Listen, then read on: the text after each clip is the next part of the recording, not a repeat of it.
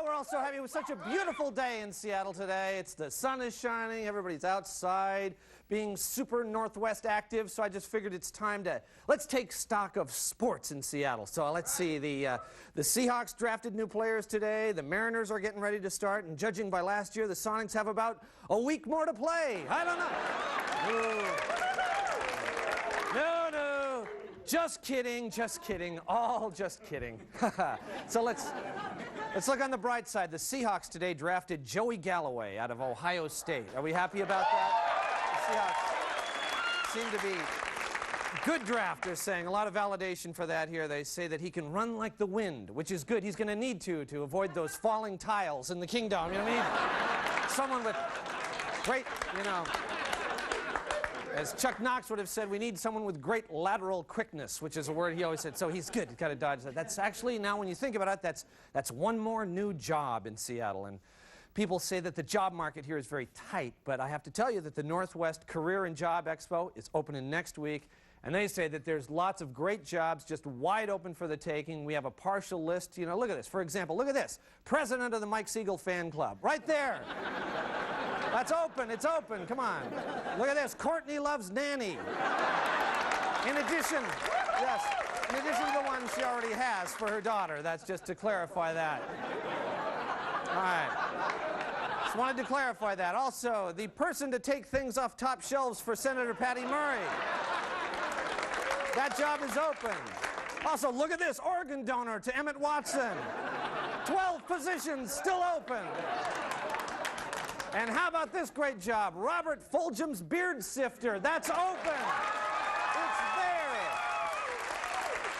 You can step right in. Now, how about that? What a robust economy we must have. But when you're hunting for work, you don't want just a job. You want a really fulfilling job like these people have. Take a look.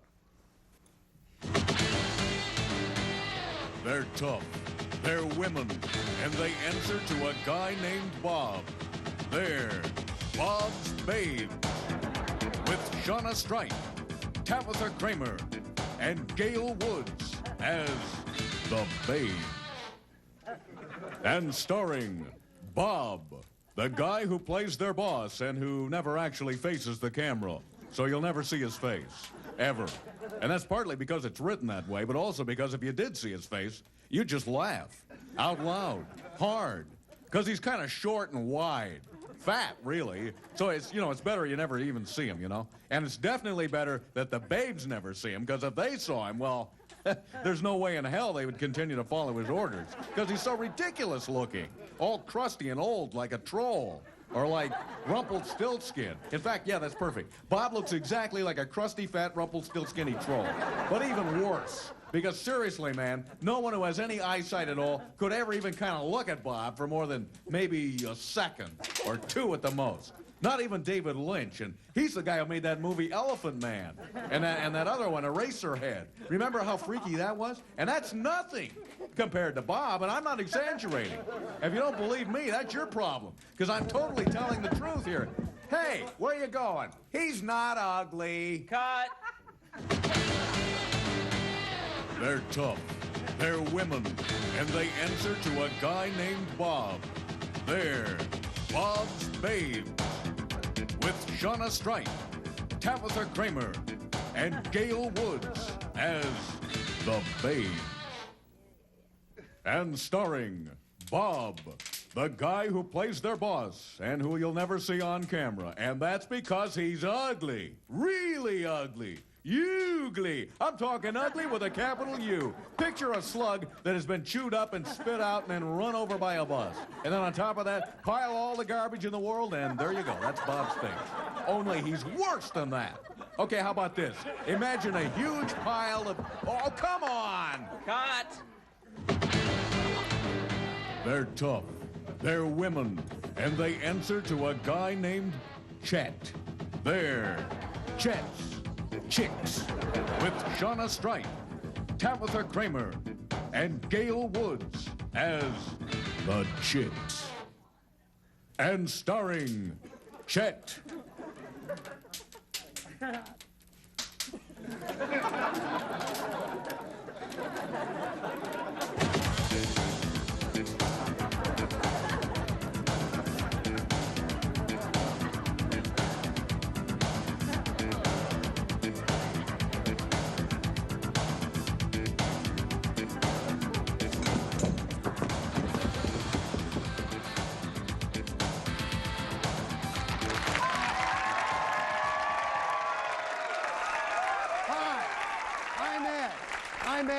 my friend Bob, who, as you can see, is very hurt that his name was used in that sketch about a man named Bob who apparently is very ugly. Now, I personally don't think it's funny to make jokes about...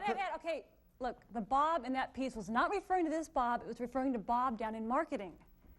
Oh. Yeah. That makes it funny, then. Yeah. That is funny. Because he's really ugly. Yeah. Oh, is he ugly? We'll be right back. He is so ugly. He's a big fat guy.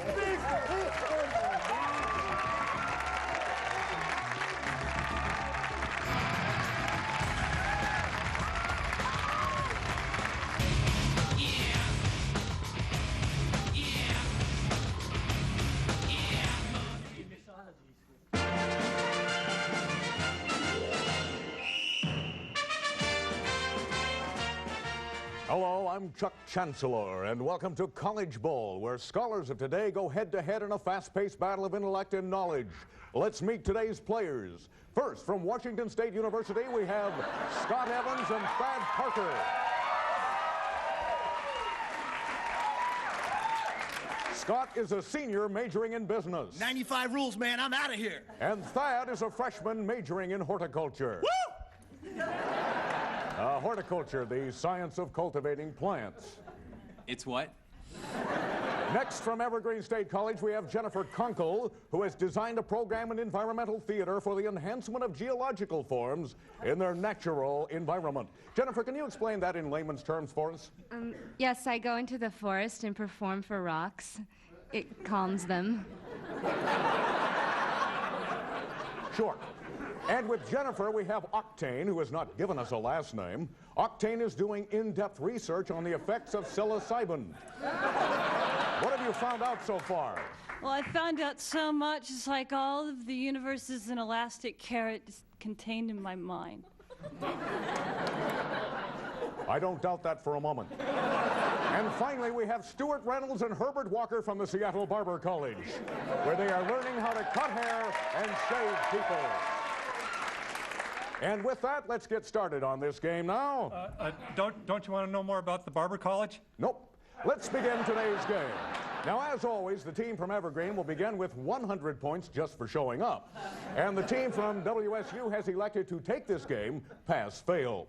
Let's begin.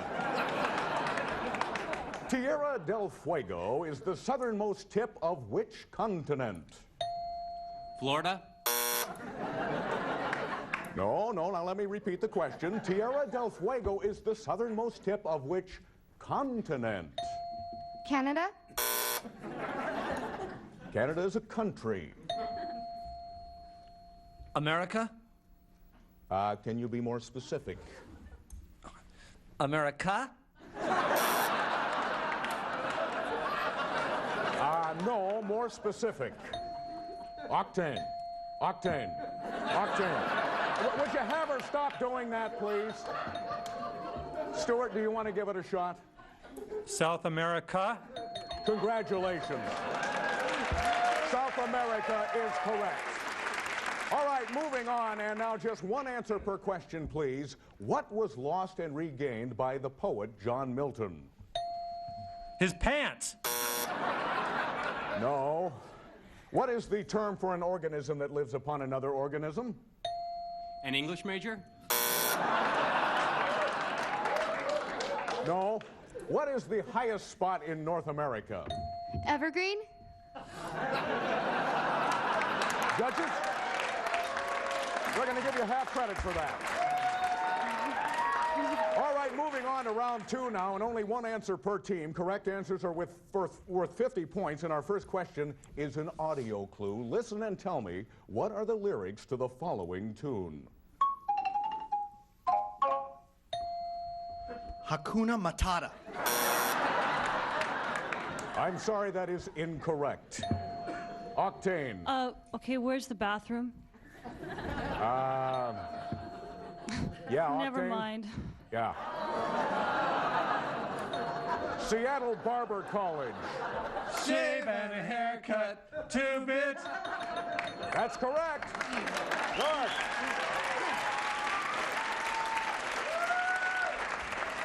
All right, we now move into our special lightning round. Because the WSU team has 0 points, they are given one last chance to catch up in a lightning round selected just for them.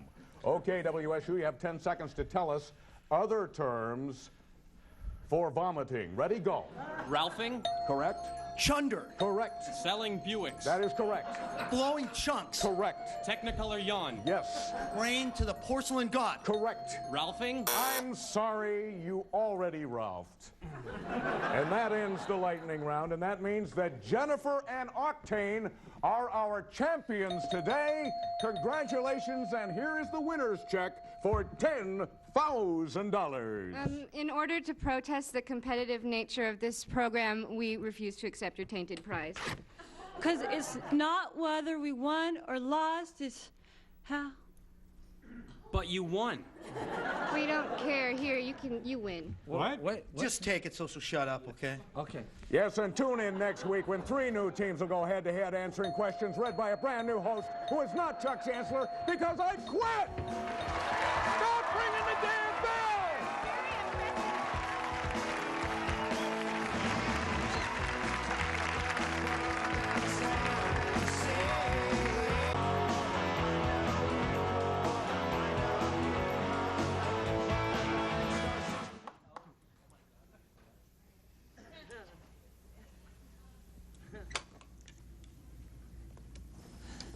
Operator. Yeah, operator, I'm trying to return a long-distance call, and I'm having problems getting through. I'm wondering if maybe you could just try it for me. Which long-distance company are you with? Oh, God, I don't know. I'm house-sitting for a friend. I don't know who her long-distance company is. Ma'am, I need to know the name of your long-distance company. Yes, but I don't know the name. Couldn't you just try the number for me? You need to contact your long-distance company. How do I contact them if I don't know who they are? Your long-distance company can give you that information. I don't know who my long-distance company is. You can find out by calling long-distance information. Oh, okay. Well, how do I do that? I can give you that number, ma'am. Oh, thank God. Well? Well, what, ma'am? Are you going to give me the number? Would you like the number, ma'am? Well, of course I would like the number. You didn't ask for it, ma'am. What? You didn't ask for the number, ma'am. How can I know you want the number if you don't ask for it? All right. What's the number? 1-600-547-9465. Wait. Thank you. Oh,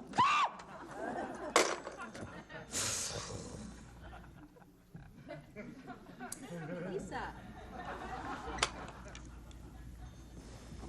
Operator. yeah, I was just talking to you a second ago about a long-distance number I'm having trouble with. Who is your long-distance carrier? I don't know.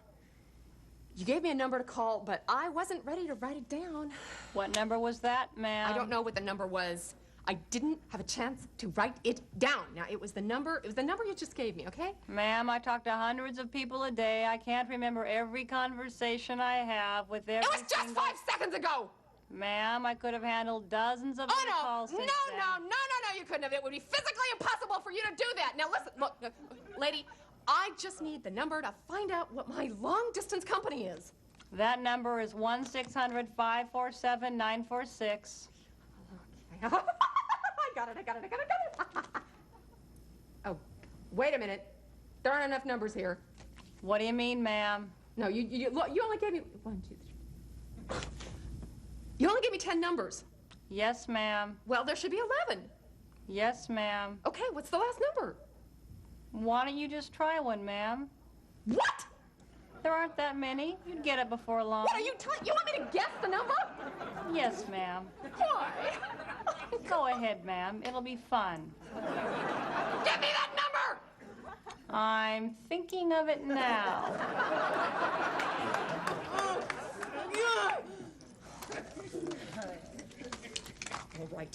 All right. 2. Higher. 7. Lower. 4. Higher. 5. Yes, ma'am. 5. 5's the number? That was fun, ma'am. 5. I've got the entire number. I have the entire number I need for long-distance information. I'm happy for you, ma'am.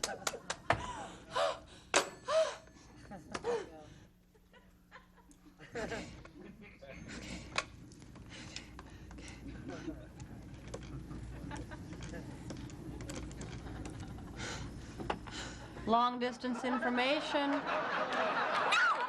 Long distance information. Long distance information. Operator. Hello.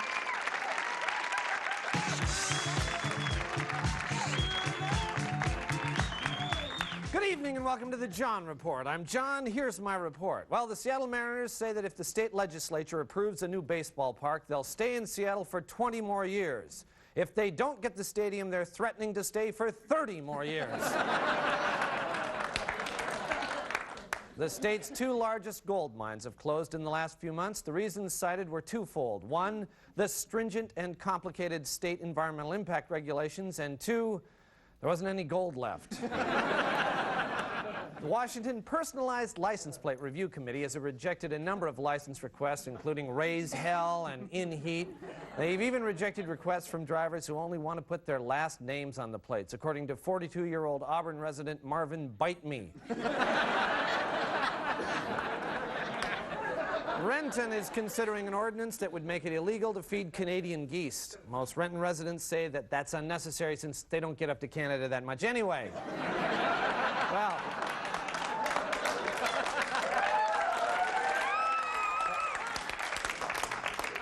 Pepsi and Starbucks are testing a new cold carbonated coffee later this month called Mazagran. Mazagran is Spanish for really bad idea. A new study refutes the myth that Washington State's high suicide rate is caused by the weather. The study shows that most suicides actually occur later in the newscast when the sports report comes on.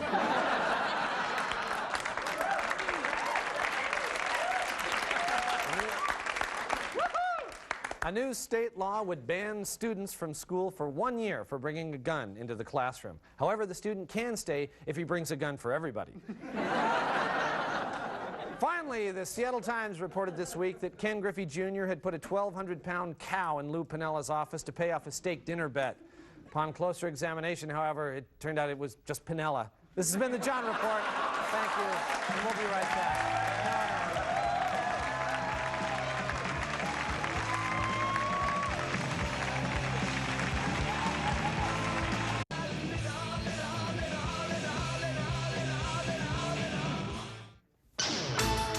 Today's tough business climate, your team needs every advantage it can get. To stay competitive, you need consistent hitting, great pitching, and smart base running. You need to have them playing together, striving to win. But most of all, you need to make damn sure they're not leaving the office in the middle of the day to play baseball. And if you catch your workers playing baseball, bust their sorry asses. Into that office now! Because you know our Japanese competitors sure aren't out dinking around like that when there's work to be done. Come on, get up there! Don't let your workers dink around. Come on! Keep them off the damn baseball field. Get up there! Brought to you by the Committee to End All Sports Analogies in Business Commercials. Well, that's just about all the time we have for Almost Live this week, but we want to warn you to stick around for next week's show. Watch us next week when we'll bring on another episode of Mind Your Manners with Billy Kwan. That's next week. We'll see you. Bye-bye.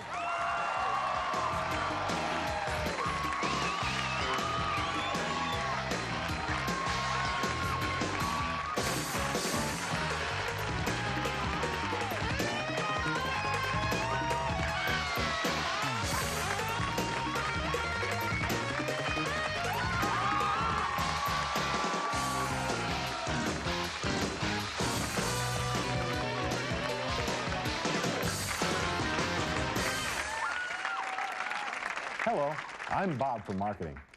Earlier in this show, you saw a sketch that suggested I was really ugly. Uglier even than a big slug who's been chewed up and spit out and then run over by a bus. Well, I don't agree with that assessment. In fact, not only do I think I'm not ugly, but frankly, I think I'm rather cute. If you agree, please call 1-555-BOB-CUTE. And it's only 50 cents. So if you call 5 times, it'll cost you $2.50. Thank you.